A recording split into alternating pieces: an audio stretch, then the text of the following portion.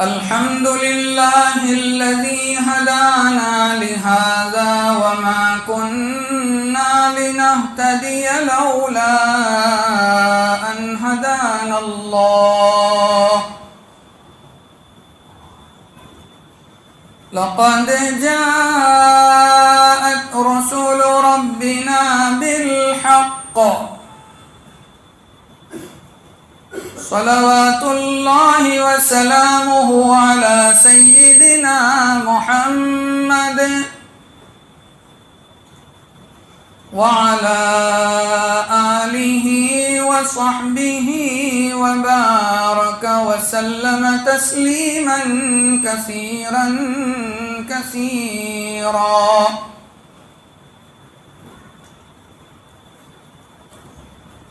أما بعد فأعوذ بالله من الشيطان الرجيم. بسم الله الرحمن الرحيم.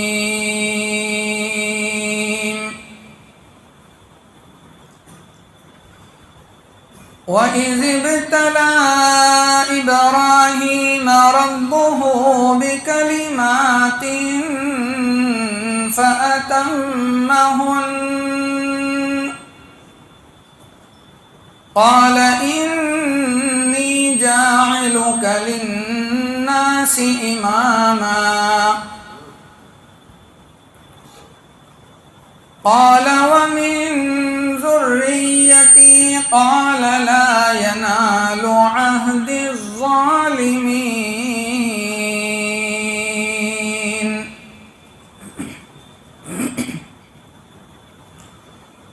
وقال تعالى في مقام آخر إن أول بيت وضع للناس للذي ببكة مباركا وهدى للعالمين. صدق الله العظيم. بلغ العلا بكماله كشف الدجى بجماله حسنت جميع خصاله صلوا عليه وآله. اللهم صل على سيدنا محمد وعلى آل سيدنا محمد وبارك وسلم. بزرگان محترم اور عزیز نوجوانوں،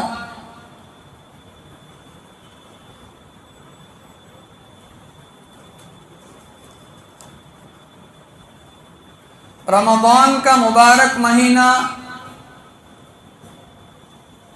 ختم ہونے کے ساتھ ہی حج کے ایام شروع ہو جاتے ہیں.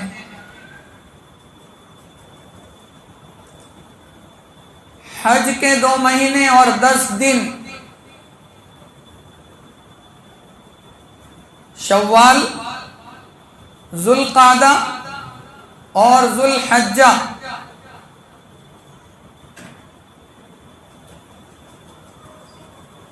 اس میں سے بھی یہ مبارک مہینہ ذوالقعدہ کا حج کا مہینہ گنا جاتا ہے. اسلام کے 5 ارکان میں سے ایک اہم رکن ہے حج.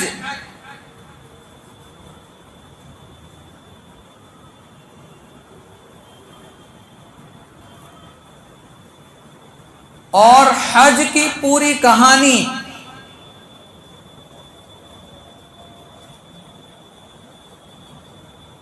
حضرت ابراہیم علی نبینا وعلیہ الصلاۃ والسلام کے گھرانے کے ارد گرد گھومتی ہے.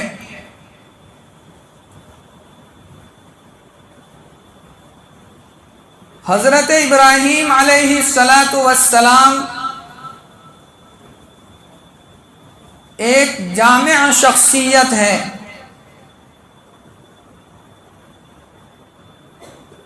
نبی ہی نہیں بلکہ ابو الانبیاء ہیں۔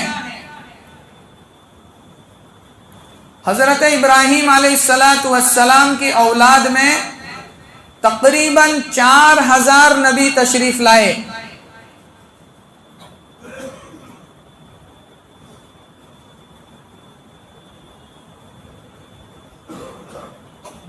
کعبۃ اللہ کی تعمیر ہو،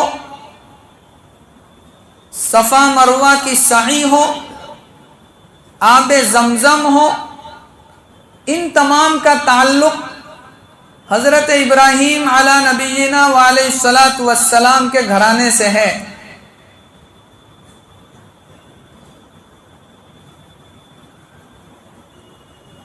جامع شخصیت اس وجہ سے، خود قرآن بھی کہہ رہا ہے کہ ابراہیم علیہ السلام مقتدا تھے۔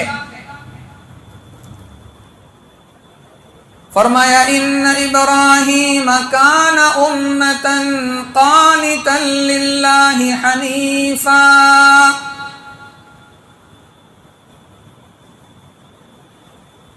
ابراہیم علیہ السلام مقتدا تھے۔ تمام قوم ابراہیم علیہ السلام کو مانتی ہے، چاہے وہ یہودی ہوں، وہ نصرانی ہوں، اور یہاں تک کہ ہمارے زمانے کے جو مشرکین ہیں ان کے اندر بھی ایک طبقہ ہے براہمن، وہ حضرت ابراہیم علیہ السلام کے ساتھ اپنے آپ کو کمپیئر کرتا ہے، ان سے تعلق بتاتا ہے۔ براہمن ابراہیم سے نکل کر آیا ہے۔ اسی لیے ہمارے علماء فرماتے ہیں کہ ان کے بڑوں کو بھی برا مت کہو، ہو سکتا ہے کسی زمانے میں ان کے بڑے نبی رہے ہوں، بعد میں چل کر کے انہوں نے تبدیلیاں لا دی ہوں۔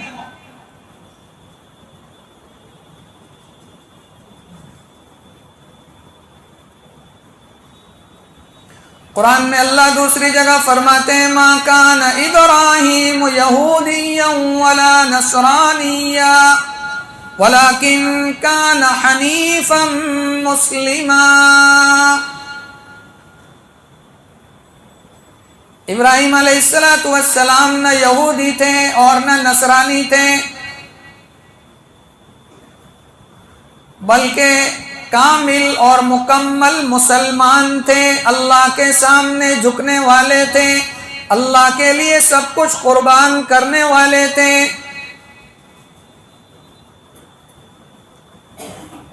ان ابراہیم کان امۃ قانتا للہ حنیفا، خالی اللہ کے سامنے جھکنے والے تھے۔ وَلَمْ يَكُ مِنَ الْمُشْرِكِينَ، ذرہ برابر بھی شرک کا شائبہ آپ کو ابراہیم علیہ السلام کی زندگی میں نہیں ملے گا۔ شَاكِرًا لِأَنْعُمِهِ، اللہ کی چھوٹی چھوٹی نعمتوں پر بھی بہت زیادہ شکر کرنے والے تھے۔ چھوٹی چھوٹی نعمتوں پر بھی شکر ادا کرے آدمی۔ جب نعمت چھن جاتی ہے نا، اس کے بعد نعمت کی قدر ہوتی ہے۔ اجتباہ وہداہ الی صراط مستقیم، اللہ فرماتے ہیں ہمارے چنے ہوئے تھے،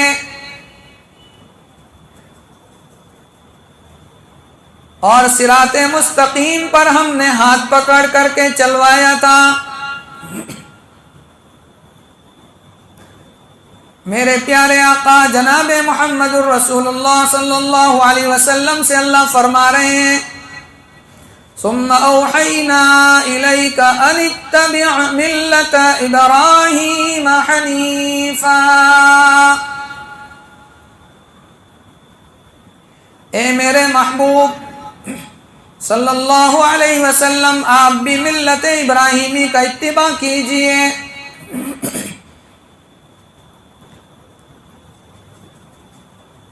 مسلمان قوم کی بنیاد اور فاؤنڈیشن اللہ نے حضرت ابراہیم علیہ السلام کے ہاتھوں سے رکھوایا تھا۔ ان کی اتباع کی بات قرآن کہہ رہا ہے.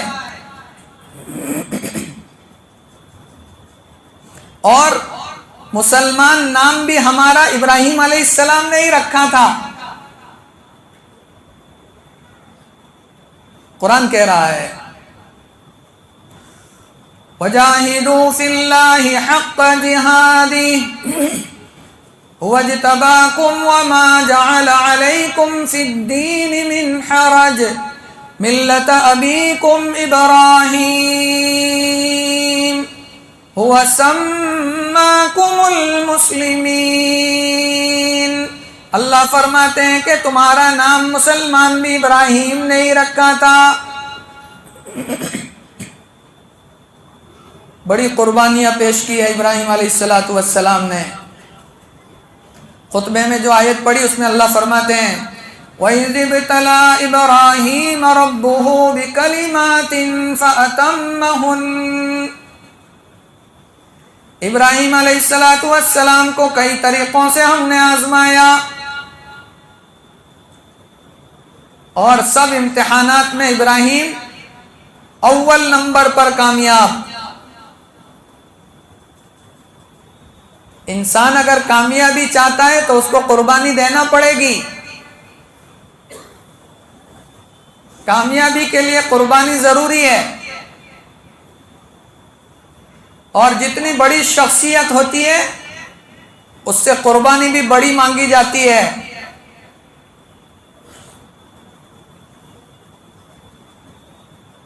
ابراہیم علیہ السلام قرآن کریم کے اندر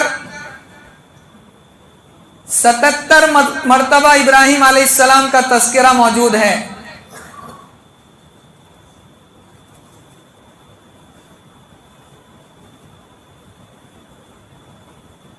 اور شروع سے لے کر آخر تک جو بھی قربانی اللہ نے مانگی ابراہیم نے سر جھکایا. مسلمان کا مطلب ہی ہے سر جھکا دینا. جہاں اللہ کا حکم آ گیا اب مسلمان اپنا سب کچھ چھوڑ کر اللہ کے حکم کو پورا کرنے میں لگ جاوے. یہ سچی مسلمانی ہے.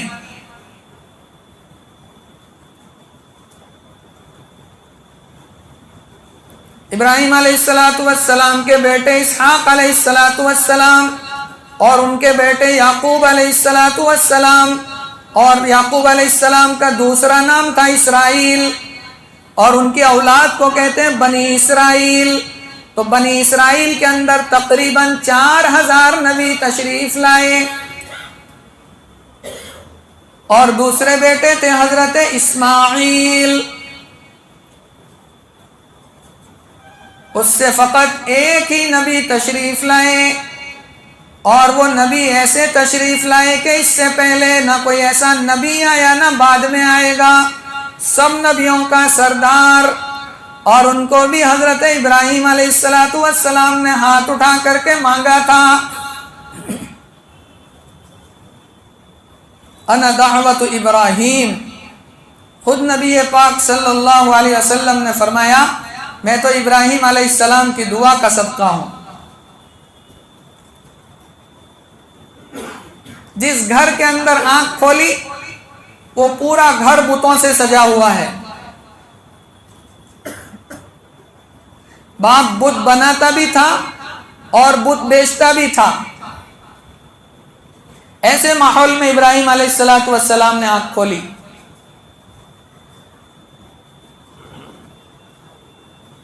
لیکن کبھی بتوں کی پوجا نہیں کی بلکہ بڑے ہو کر ان کی مخالفت کی. ان کو الگ الگ انداز سے دین کی دعوت دی. ماں باپ کو بھی گھر والوں کو بھی. گھر والوں نے نہیں مانا باہر والوں نے نہیں مانا یہاں تک کہ پوری قوم مخالف ہو گئی. وقت کا بادشاہ تک مخالفت پر اتر آیا اور پوری قوم نے مل کر ابراہیم علیہ السلام کو آگ میں جلانے کا فیصلہ کر لیا. باپ بت بناتا ہے اور بتوں کی پوجا کرتا ہے اور بت بیچتا ہے اور بیٹا انہی بتوں کو توڑ تاڑ کر اللہ کی وحدانیت بیان کرتا ہے۔ اللہ کی کرشمہ سازیاں بھی بڑی عجیب ہے، اسی لیے ہمارے یہاں کہتے ہیں نا کہ شیطان نہ گھرما ولی نہ ولی نہ گھرما شیطان۔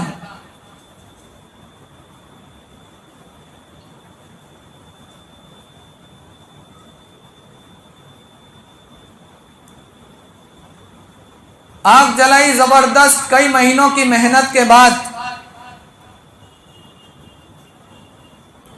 اور کہنے لگے کہ ابراہیم اب کود جا۔ جب بڑے بڑے شعلے بھڑکنے لگے تو کہا ابراہیم کود جا۔ ابراہیم علیہ السلام نے کہا تم نے جلائی ہے، تم پھینکو۔ شیطان نے راستہ بتایا، منجنیق بنایا، پہاڑ کے اوپر گوپھن لگائی اور گھما کر کے پھینکا ابراہیم علیہ السلام کو آگ میں۔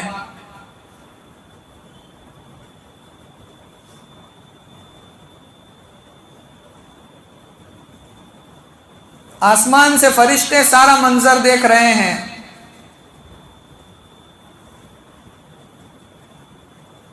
ایک اللہ کو ماننے والے پر حالات آئیں گے، جن حالات سے ہم گزر رہے ہیں۔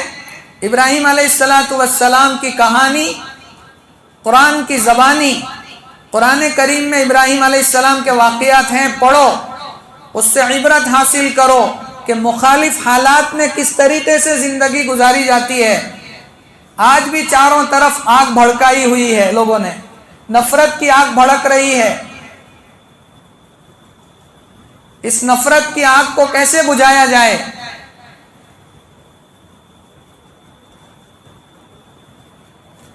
آج بھی ہوگر ابراہیم سا ایماں پیدا، آگ کر سکتی ہے انداز گلستاں پیدا۔ فرشتے دوڑ پڑے، پانی کا فرشتہ حاضر ہو گیا، ابراہیم علیہ السلام سے کہنے لگا اگر میری کوئی مدد کی ضرورت ہو۔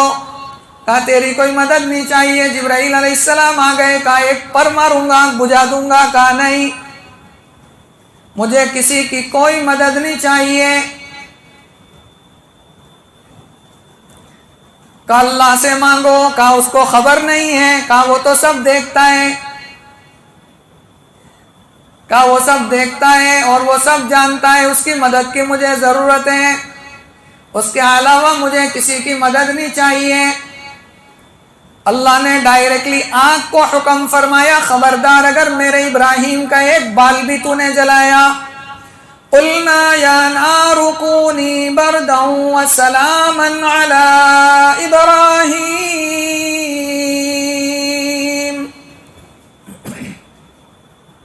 ڈائریکٹلی آگ کو اللہ نے حکم دیا۔ اللہ چاہے تو آگ کو بھی باغ بنا سکتا ہے۔ ابراہیم علیہ السلام نے آگ کے اندر، ابراہیم علیہ السلام کے لیے اللہ نے آگ میں باغ قائم کر دیا۔ اطمینان سے بیٹھے ہیں ابراہیم علیہ السلام۔ بہت زیادہ ٹھنڈی بھی مت ہو جانا، میرے ابراہیم کو تکلیف نہ پہنچے۔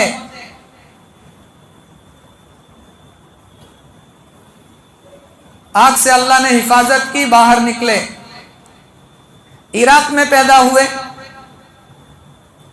وہاں سے ہجرت کا حکم ہوا، نکل پڑے شام کی طرف، فلسطین کی طرف، جس کو پیلسٹائن کہتے ہیں۔ اللہ ان فلسطین کے مسلمانوں کی مدد فرمائے۔ 55 سے لے کر 55 تک اور مرنے تک حالات کے اندر زندگی گزار رہے ہیں وہ۔ ہم اپنے ایمان کی قدر کریں، اتنا اچھا ماحول ہے، اذانیں ہو رہی ہے، اطمینان سے ہم نماز پڑھنے مسجد میں آ سکتے ہیں، پھر بھی اگر نہ آئے تو یہ ہمارا قصور ہے۔ جس نعمت کی قدر نہیں کی جاتی وہ چھین لی جاتی ہے۔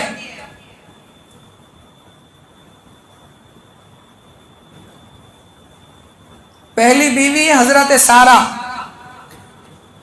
چل پڑے، 3 آدمیوں کا قافلہ ہے، ابراہیم علیہ السلام اور بیوی سارہ اور تیسرے بھتیجے حضرت لوط علیہ السلام۔ ابراہیم علیہ السلام کے ایک اور بھائی تھے ہاران، ان کے بیٹے ہیں لوط علیہ السلام۔ تینوں چل پڑے۔ جہاں مصر سے گزر ہوا، وہاں کے فرعون کی عادت یہ تھی کہ وہ نئے آنے والے مہمانوں کے ساتھ چھیڑخانی کرتا تھا۔ حضرت سارہ کی کرامت ظاہر ہوئی، جیسے ہی حضرت سارہ کے طرف غلط ہاتھ بڑھایا، اللہ نے ہاتھ سکھا دیا، شل کر دیا، لقوا مار گیا۔ جیسے ہی پیچھے کھینچا، اچھا ہو گیا۔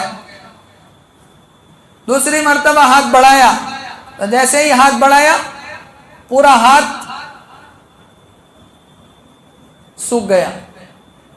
پھر ہاتھ ہٹایا، 3 مرتبہ اس طریقے سے ہوا تو فرعون مصر سمجھ گیا کہ یہ کوئی معمولی ہستی نہیں ہے، کس کے ساتھ آئی ہو؟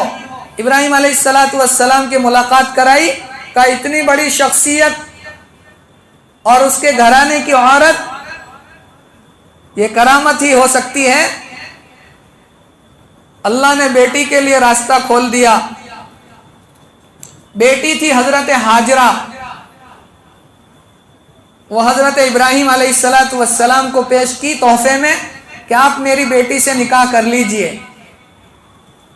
ہاجرہ کوئی باندی نہیں تھی، شہزادی تھی، مصر کے مالک فرعون کی بیٹی ہے، شہزادی ہے حضرت ہاجرہ۔ حضرت ہاجرہ کو لے کر کے نکل پڑے، اولاد نہیں تھی، عمر ہو چکی تھی حضرت ابراہیم علیہ السلام 80 کے قریب۔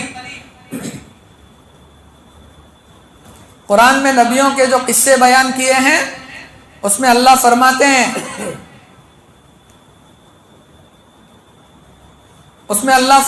کہ وہ کیوں؟ لَقَدْ كَانَ فِي قَصَصِهِمْ عِبْرَةٌ لِأُولِي الْأَلْبَابِ۔ اللہ فرماتے ہیں کہ قرآن میں جو ہم نے نبیوں کے قصے بیان کیے وہ ایسے ہی نہیں بیان کیے، اس کے اندر عقل مندوں کے لیے نصیحت ہے، عبرت ہے، عبرت کا سامان ہے۔ تو قرآن کریم کے قصے پڑھ کر نبیوں کے اس سے عبرت لینا چاہیے، نصیحت حاصل کرنا چاہیے کہ ان کے اوپر جو حالات آئے انہوں نے ان حالات کا کیسے مقابلہ کیا۔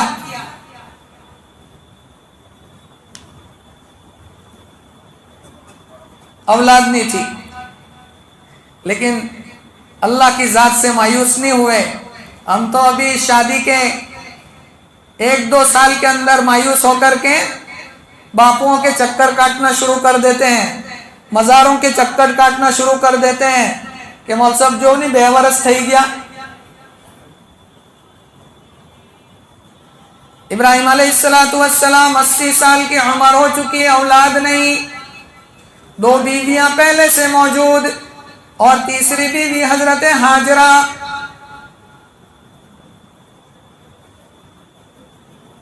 اللہ کے سامنے جھولی پھیلائی، رب ہب لی من الصالحین، الہ العالمین نیک اولاد عطا فرما۔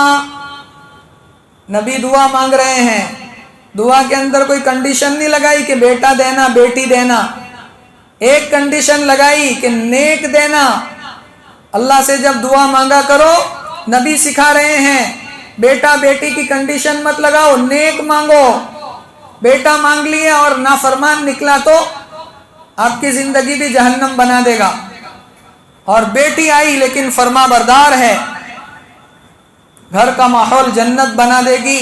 اور میرے آقا جناب رسول اللہ صلی اللہ علیہ وسلم کو اللہ نے بیٹیاں دی تھی، اور آپ بیٹیوں سے بڑا پیار کرتے تھے، بڑی محبت کرتے تھے۔ آج ہماری بیٹیاں ہمارا گھر چھوڑ کر اور ہمارا دین چھوڑ کر کے بھاگ رہی ہیں۔ 10 لاکھ ہماری بیٹیاں غیروں کے حوالے ہو چکی ہے۔ 10 لاکھ بیٹیاں جن کو باپ نے پالا پوسا بڑا کیا، غیر کی محبت میں غیر کی باتوں میں آ کر ماں باپ خاندان یہاں تک کہ اپنا دین اور کلمہ چھوڑ کر غیروں کے حوالے ہو چکی ہے۔ کیا وجہ ہو سکتی ہے؟ مجھے 3 وجہیں سمجھ میں آتی ہے۔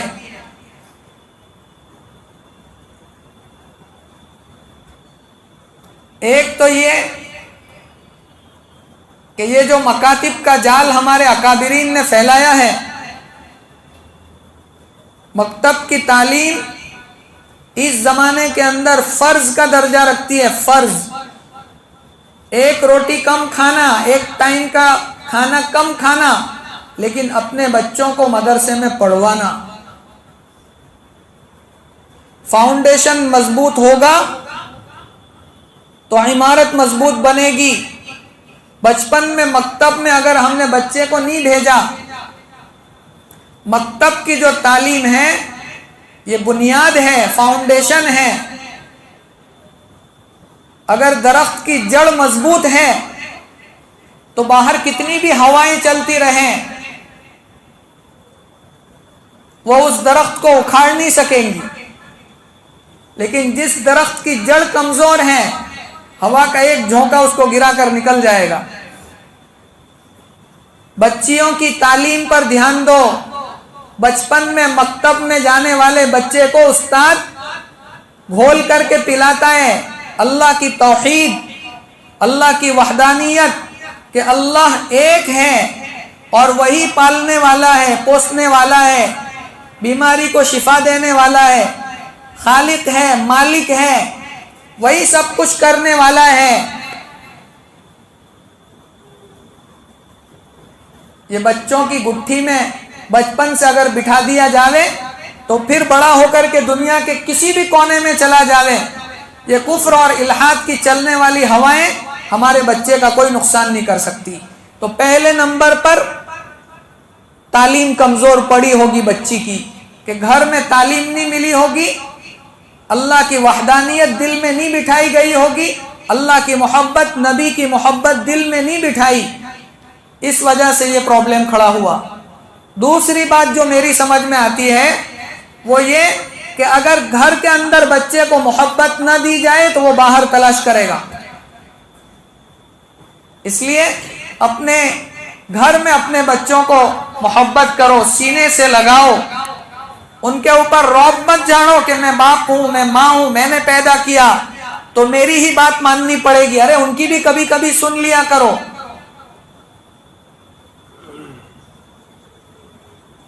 ہمارے بچے باغی بن جاتے ہیں بہت سختی کرنے کی وجہ سے. پیار نہیں ملتا بچوں کو گھر میں. حالانکہ اسلام کی تعلیم یہ ہے کہ اگر باپ بازار سے کوئی اچھا کھانا لے کر کے گھر میں آوے تو سب سے پہلے بچی کو دے وے، لڑکی کو پہلے دے وے. اس لیے کہ لڑکا تو باہر جا کر کہیں بھی کھا لے گا، لیکن بچی بیچاری ایک تو شرم زیادہ ہوتی ہے، دوسرا پردے والا ماحول اس کو دو، وہ باہر نہیں جا سکتی تو وہ پہلی حقدار ہے، اس کو پہلے کھانا دو. اچھی تربیت کرو بچیوں کی، ان کو محبت دو، اپنا دوست بناؤ کہ جو بھی پرابلم ہو ماں باپ کو کھل کر بچہ بتا سکے. تو دوسری چیز یہ سمجھ میں آتی ہے کہ بچوں کو اگر گھر میں پیار نہیں ملے گا، محبت نہیں ملے گی، وہ باہر تلاش کرے گا. اور تیسرا سب سے بڑا فتنہ آج کے زمانے کا موبائل. کو ایجوکیشن کا ویرودھ اور مخالفت علماء پہلے سے کرتے آ رہے ہیں کہ جوان لڑکا اور لڑکی ساتھ میں پڑھیں گے، بڑھیں گے، رہیں گے. جہاں مرد اور عورت اکیلے ہوتے ہیں، سرکار نے فرمایا تیسرا وہاں شیطان ہوتا ہے، شیطان آگ لگاتا ہے. تو اگر لڑکی کو اکیلی چھوڑ دی جاوے لڑکوں کے ساتھ اور پھر ہاتھ میں موبائل بھی دے دیا جاوے تو پھر ماں باپ نے اپنے ہاتھوں سے اپنی قبر کھود لی ہے. اس میں کسی کا کوئی قصور نہیں. بچیوں کو پڑھانے کے، تعلیم دلانے کے دنیاوی اعتبار سے کوئی عالم مخالفت نہیں کرے گا. ہاں ہمارے یہاں اسکولیں ہیں، اگر نہیں ہے تو آج امت کو اس بات کی ضرورت ہے کہ اپنی اسکولیں قائم کرو، خاص کر بچیوں کے لیے. ایجوکیشن سسٹم کو درست کرو. ایک آدمی مجھے ملا، مولانا اگر مان لیا جائے کہ ہم 20 کروڑ ہیں، روزانہ ہر آدمی 1 روپیہ دے تو 20 کروڑ روپے روزانہ جمع ہو سکتے ہیں. میں نے کہا کرے گا کون؟ اس امت کا سب سے بڑا مسئلہ یہ ہے کہ مجھے کرنا بھی نہیں ہے اور کوئی کر رہا ہو تو اس کو کرنے دینا بھی نہیں ہے.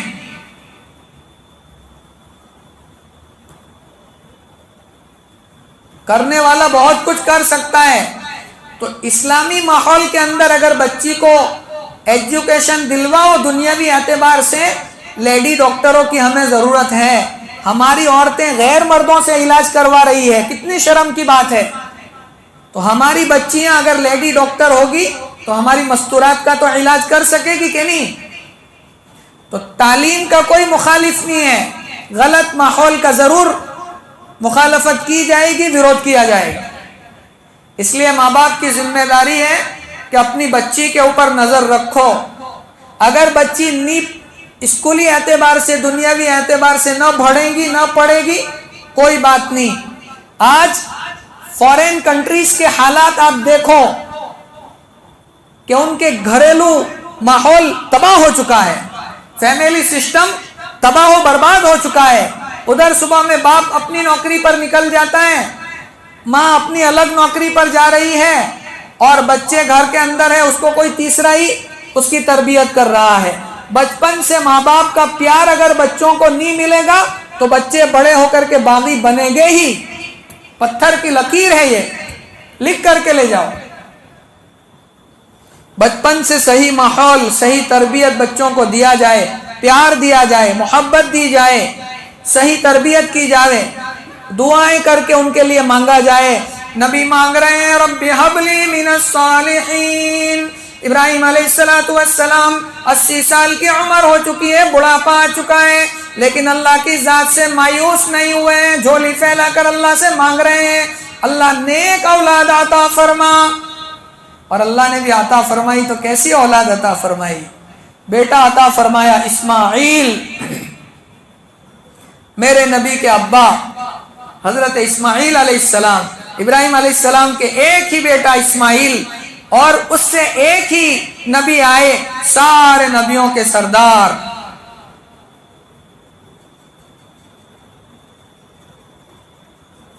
اگر مانگنا ہو تو کس سے مانگنا ہے؟ اللہ سے مانگنا ہے. زکریا علیہ السلام بوڑھے ہو چکے ہیں، خود قرآن میں نقل کیا اللہ نے. ہڈیاں کمزور ہو گئی، بال سفید ہو گئے، بڑی عمر ہو گئی. میں نے کہا نا، نیک بیٹی حضرت مریم علیہ السلام کی تربیت کر رہے تھے حضرت زکریا علیہ السلام. جب نماز کے لیے جاتے تو باہر سے بند کر جاتے روم کو. چھوٹی بچی ہے مریم، اس کی تربیت ہو رہی ہے. تربیت کون کر رہا ہے؟ حضرت زکریا علیہ السلام. ایک مرتبہ گئے اور روم کھول کر کے دیکھا، دروازہ کھول کر دیکھا تو پورا کمرہ خوشبوؤں سے مہک رہا ہے، اور دسترخوان سجا ہوا ہے، بے موسم کے پھل لگے ہوئے ہیں، اور بیٹی مریم بیٹھ کر کے کھا رہی ہے. زکریا علیہ السلام نے سوال کر دیا کہ مریم یہ سب کیا ہے، کہاں سے آیا؟ قال یا مریم انا لک ھذا. چھوٹی سی بچی ہے، کیا تربیت کی ہوگی زکریا علیہ السلام نے. ہاتھ اٹھا کر کے کہہ رہی ہے مریم، قالت هو من عند اللہ. میرے اللہ نے میرے لیے بھیجا ہے، آپ کے لیے دسترخوان بھیجا ہے. بچپن سے تربیت ہو رہی ہے، اللہ کی وحدانیت اور اللہ سے ہونے کا یقین دل میں بٹھایا جا رہا ہے بچپن سے. تو امید جگ گئی زکریا علیہ السلام کو، وہی کھڑے کھڑے ہاتھ اٹھا دیے.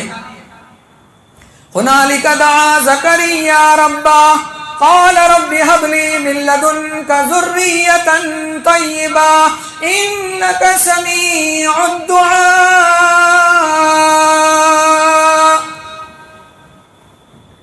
الہ العالمین معصوم بچی مریم کو بغیر موسم کے تو پھل کھلا سکتا ہے تو بڑھاپے میں مجھے اولاد بھی دے سکتا ہے.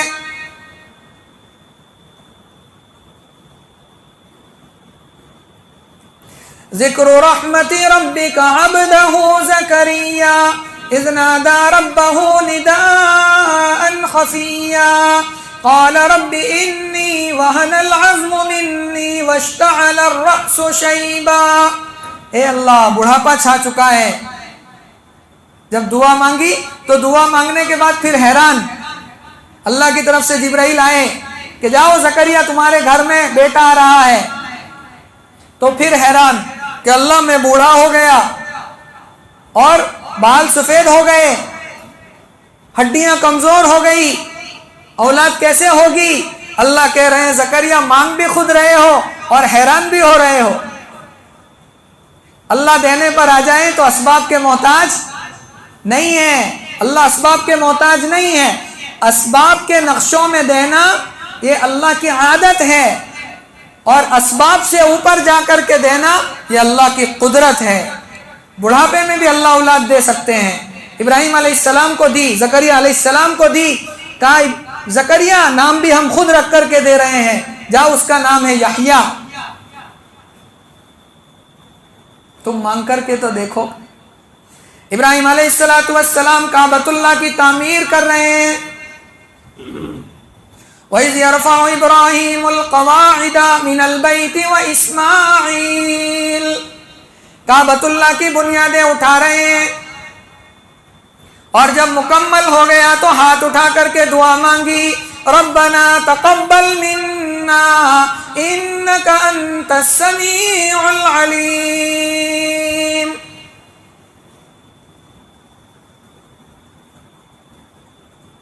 اللہ قبول فرما لے، میں نے میری حیثیت کے مطابق بنایا ہے، قبول کرنا تیرے ہاتھ میں ہے۔ آگے ہمارے لیے دعا کی، ربنا وجعلنا مسلمین لک ومن ذریتنا امتا مسلمتا لک، ہمیں بھی اسلام پر، دین حق پر قائم اور دائم رکھ، اور میری اولاد میں ایک امت پیدا کر جو مسلمان ہو، تیری ماننے والی ہو، تیرے سامنے گردن جھکانے والی ہو۔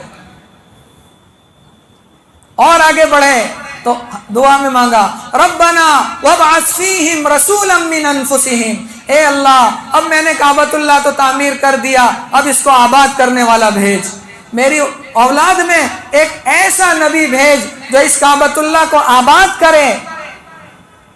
اللہ نے یہ دعا ایسی قبول کی، 4000 سال بعد میرے اور آپ کے آقا جناب محمد الرسول اللہ صلی اللہ علیہ وسلم کی شکل میں اللہ نے نبی بھیجا، اور ایسا نبی بھیجا سب نبیوں کا سردار، اور ایسی امت بھیجی سب امتوں کی سردار۔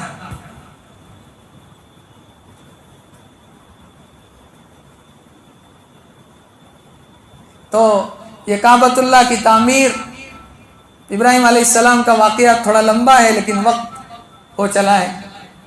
تو ابراہیم علیہ السلام نے اسی کعبۃ اللہ کی تعمیر کی تھی، ہمیں حکم دیا، اور ابراہیم علیہ السلام سے ہی کہا کہ آپ آواز لگاؤ کعبۃ اللہ کی چھت پر چڑھ کر کہ آؤ حج کے لیے، وَأَذِّن فِي النَّاسِ بِالْحَجِّ يَأْتُوكَ رِجَالًا وَعَلَى كُلِّ ضَامِرٍ يَأْتِينَ مِنْ كُلِّ فَجٍّ عَمِيقٍ۔ ابراہیم علیہ السلام نے کہا اللہ میری آواز کہاں تک پہنچے گی، مائک تو ہے نہیں، موبائل کا سسٹم، ٹی وی کا سسٹم تو ہے نہیں۔ اللہ نے فرمایا ابراہیم آواز لگانا تمہارا کام، آواز کو پہنچانا ہمارا کام۔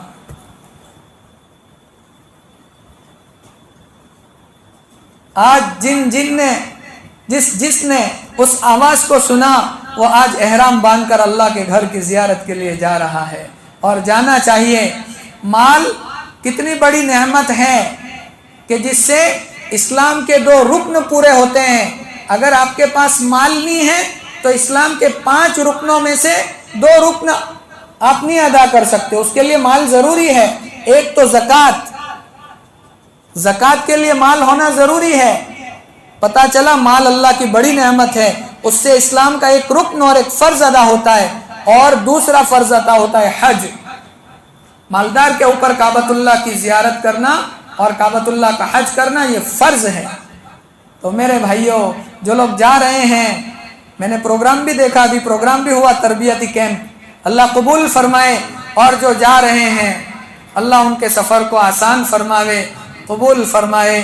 کیا جگہ بنی ہے کعبۃ اللہ، اللہ کی تجلیات کا مرکز ہے، وہاں جاؤ تو آدمی آنا بھول جاتا ہے۔ پہلی نظر جب کعبۃ اللہ پر پڑتی ہے آدمی سب پوری دنیا بھول جاتا ہے۔ کعبے پہ پڑی جب پہلی نظر، کیا چیز ہے دنیا بھول گیا،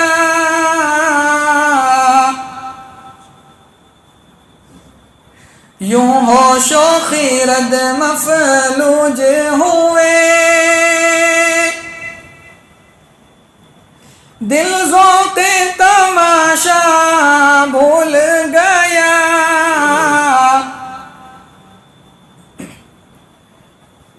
پہنچا جو ان کی چوکھٹ پر،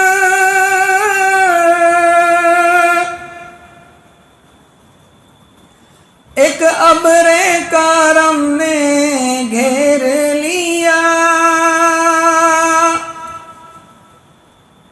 پہنچا جو ان کی چوکھٹ پر، ایک ابر کرم نے گھیر لیا، باقی نہ رہا یہ ہوش مجھے،